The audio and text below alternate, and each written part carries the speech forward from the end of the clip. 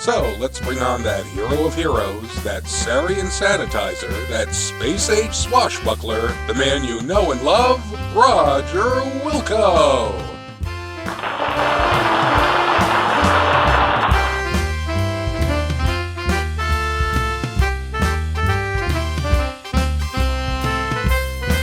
So, Roger Wilco, hero of Xenon, how goes it?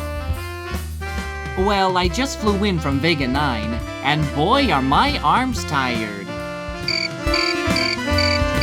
Oh, Roger. So, tell us, how did you manage to defeat all of those nasty Sarians? Those Sarians were a piece of cake! I had no problem cleaning their clocks. Whoever planned to steal the star generator didn't know who they were messing with. Whoa, that's some pretty tough talk there, eh? What do you think, Paul? Yep, pretty tough talk. Don't you worry about retribution, Roger?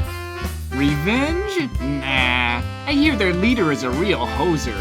Some guy named Overhaul or U-Haul, something stupid like that. In fact, he's probably cowering in some deep dark cave somewhere. Anyway, let me tell you about the time I wrestled this spider droid.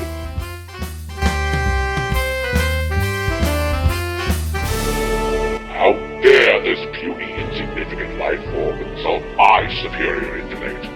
I'll teach him to make monkeys out of my men. Get me, Wilco. I'll not stand to be made a fool in front of the whole universe. I'll squash him like a Velcron fly. Can we finish watching Mother Droid first, boss? Don't question me, banana breath. I said move. Wilco.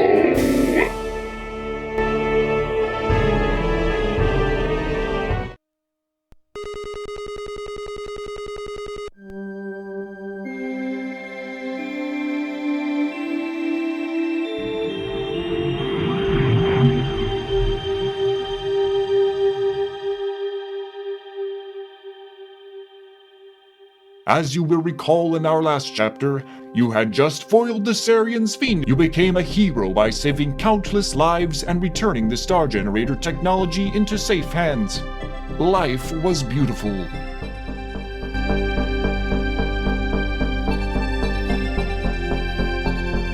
But heroes come and go, and people soon forget. Your celebrated herodom slowly fades, leaving you, once again, a janitor. The promotion to head janitor was no consolation, especially since you are the only member of the janitorial staff, nor was the transfer to Orbital Station 4.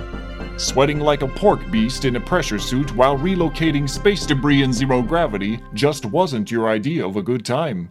Life sucks. Again.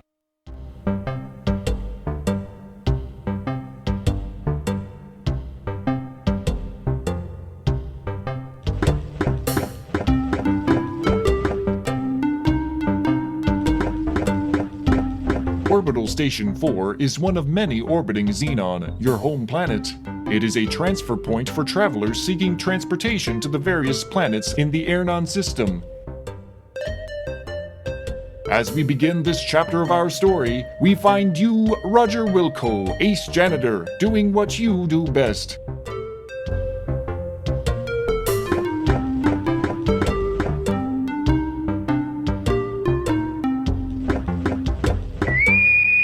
A beep emanates from your wristwatch. You release your grip on the broom. The broom floats away, never to be used again. That makes the third one this week. Wait till your boss finds out.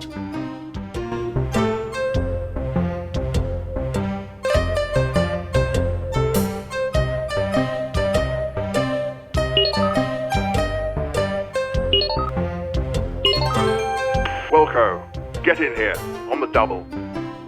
You've got a mess to clean up in the shuttle which just returned. One of the passengers got space sick on the way down. Besides, you should have been done out there an hour ago. Get a move on. With that, the image disappears.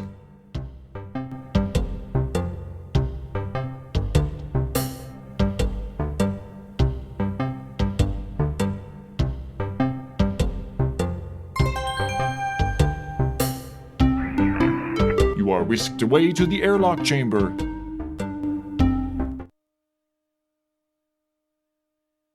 Stand by for decontamination.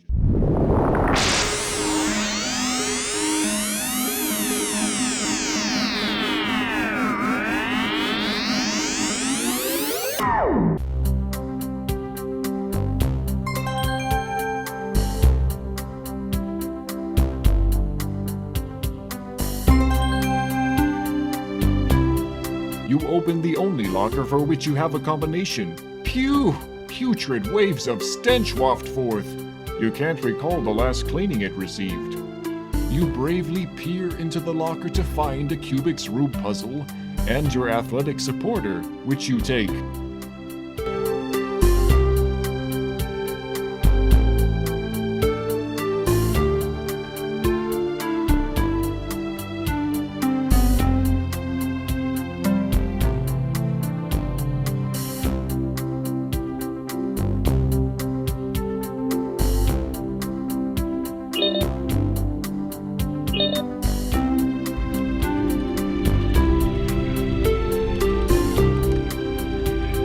That's about time you got in here, Wilco. Head to the shuttle bay on the double. I'm warning you, you're on your last leg around here, bud. One more screw up and you're history. Bob, send Roger here directly to the shuttle bay and nowhere else until the job is completed. You hear that, Wilco? No napping in closets.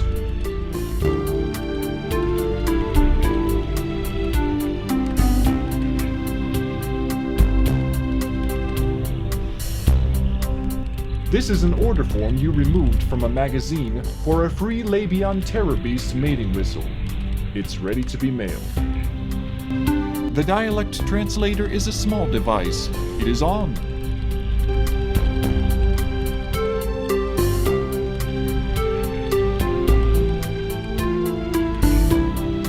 Chief's not happy with you, Roger. You'd better get over to the shuttle bay soon. By the way, you still owe me 20 buckazoids. You'd best cough it up soon.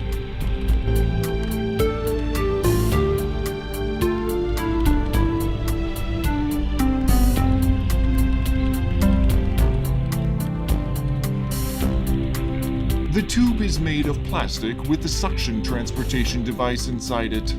The physical principles involved are not unlike those which transport a spit wad through a straw. The tube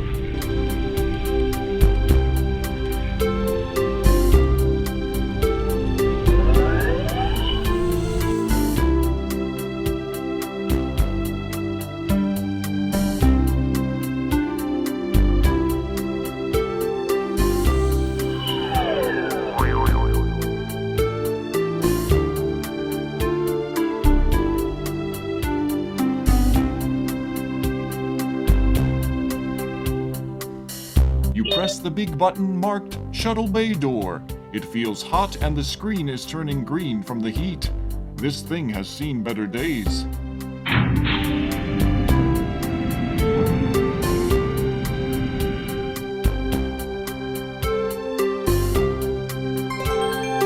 You enter the shuttle and start sniffing around for the mess you must clean. You are surprised to find that the shuttle is not empty. There are two extremely ugly suckers walking toward you. Hey, what the? Your favorite expletive here.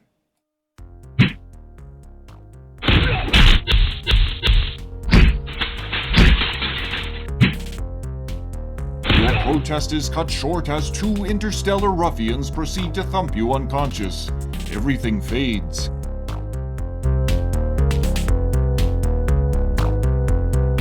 Time passes.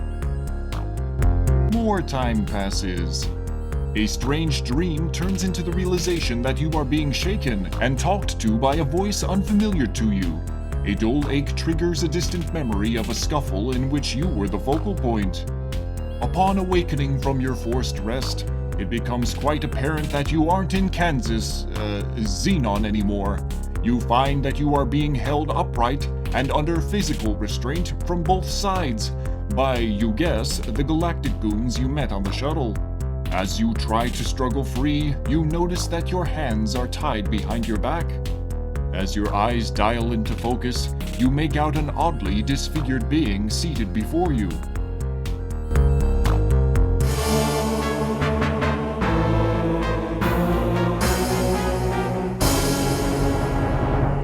He is a sagging mass of flesh that appears to have been human at one time. Tubes and wires extend from his body, leading to machines which keep him alive. Well, did we have a nice nap? I thought we would have to resort to drastic measures to wake you. Oh well. Welcome to my humble fortress, Roger Wilco. The name's Vohaul. Sludge Vohaul. I was the genius behind the star generator when it was in its concept stages. It was to be my ultimate war weapon until some sissy-pants scientist decided it would be better use saving lives rather than destroying them. What a waste of technology. Excuse me if I sound bitter. Anyway, you ruined my Sarian operation. I was going to use the star generator to make Xenon pay for what they did to me. They were going to know my wrath in a big way. You somehow managed to change all that. Oh, I suppose I should have known better than to use those mental midget Sarians. That's not the point, however. You're responsible, and you shall pay. Besides, I have another plan, and you'll not be around to foil it. I have devised a plan so horrible, so frightening, so diabolical that no one will be able to stop me. Observe my latest creation. I intend to infest your planet with thousands of these genetically engineered door-to-door life insurance salesmen. I will at last reap sweet revenge from a scientific community that mocked me. My plan was to kill you, but I've had a change of heart. Get it? He peers down at the hoses protruding from his chest, which are connected to a life support system. Forgive me. I'm a kidder. I've decided I would get much more enjoyment watching you suffer. My associates will escort you to the wonderful little planet of Labion, where you will perform many painful hours of manual labor in my mines. Be seeing you. An injection renders you unconscious. Your drugged carcass is loaded onto a shuttle. Upon reviving, you look through the viewing port to see Vohaul's massive asteroid fortress getting smaller.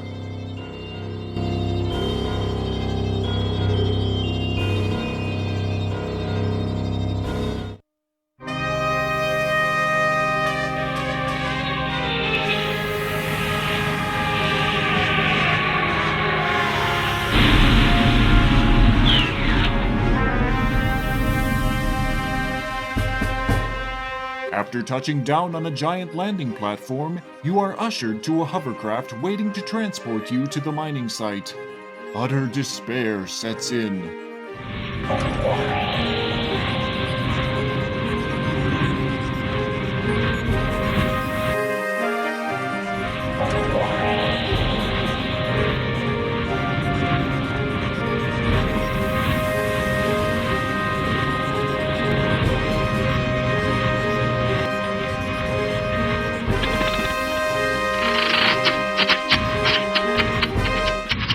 Uh-oh. Oh, great. Now I suppose we're out of fuel. Way to go, dwarf breath. Don't blame me. It was your turn to fill up. You're always forgetting to do it. Wait till the master finds out. You're in big trouble. Hey, don't talk to me that way, you slime bucket.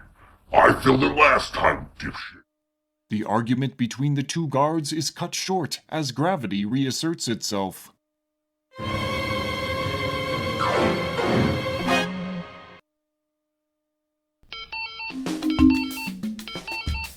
Good thing that guard broke your fall. He doesn't look too happy about it, though.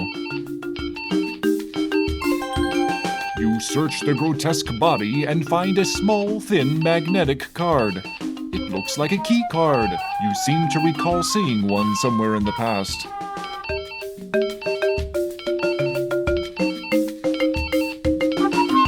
You carefully remove the piece of unstable ordnance and pocket it. Doing so causes the high-pitched beeping to stop. For some reason, I got this sense of doom right before taking that.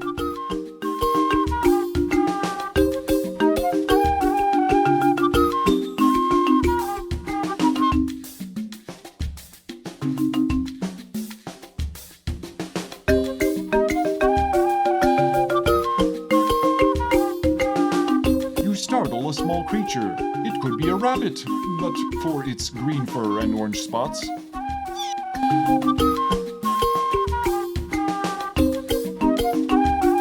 Aside from their enormous size, they appear to be your average garden variety mushrooms.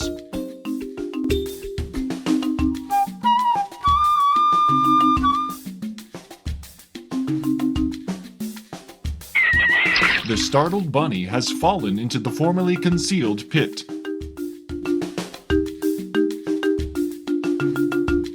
You reach into the deep dark hole and pull out the bunny. How the hell did you do that? That hole is obviously longer than your arm.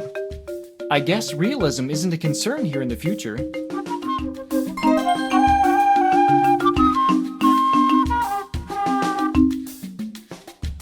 You shove the unstable ordnance up a readily available orifice of the dead creature. You're a sick man, Roger.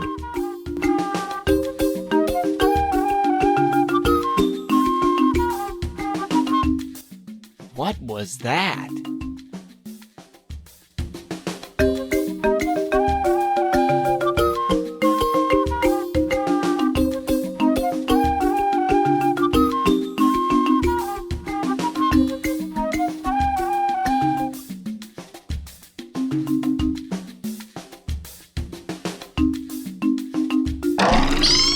Suddenly, from somewhere to the east, you hear a twang, followed by a high-pitched shriek.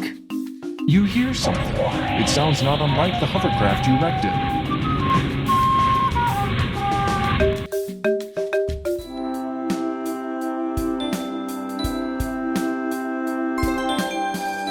You quickly untie the little guy.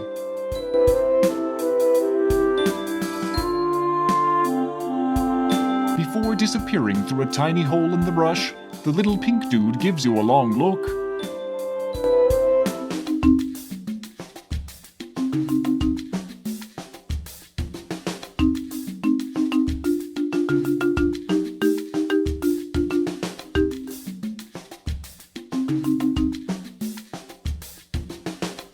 You hear something.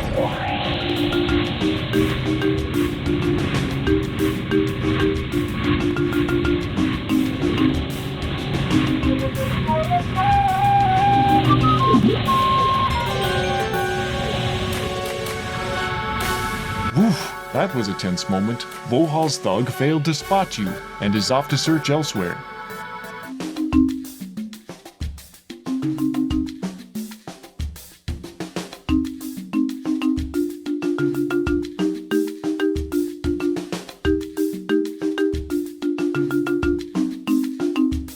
The mailbox looks typical for a mailbox. There is a slot, a tray, and a sign. The sign says Radical Express, when it totally no doubt for sure has to be there a while previously.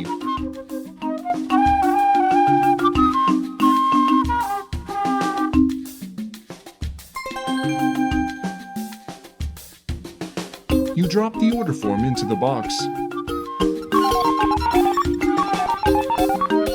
The mailbox hums and buzzes for a while. Then an object of some sort drops into the tray at the base of the box.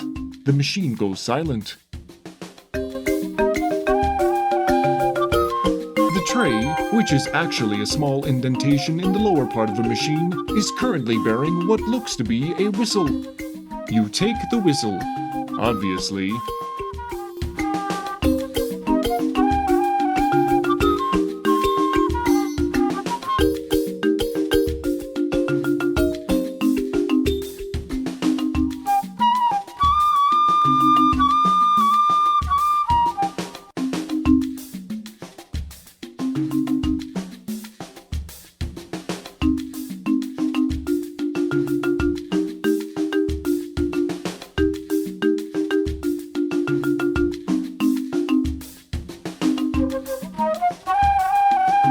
You take possession of one of the spores, being careful not to mistakenly break it open.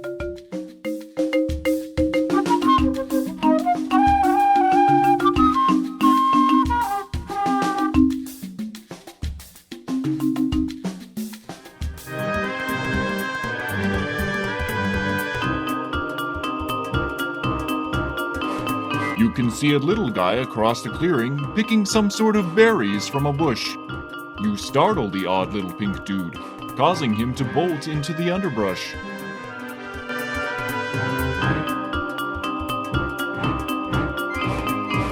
This looks like the brains of the operation.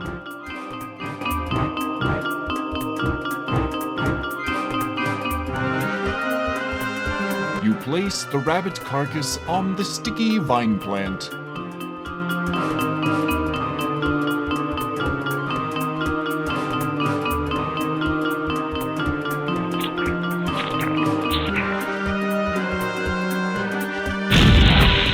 Nothing like a good explosion to brighten up your day.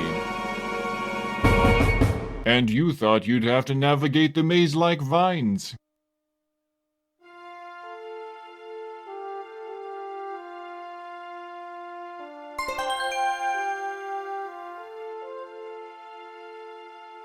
You snag some of the odoriferous red berries.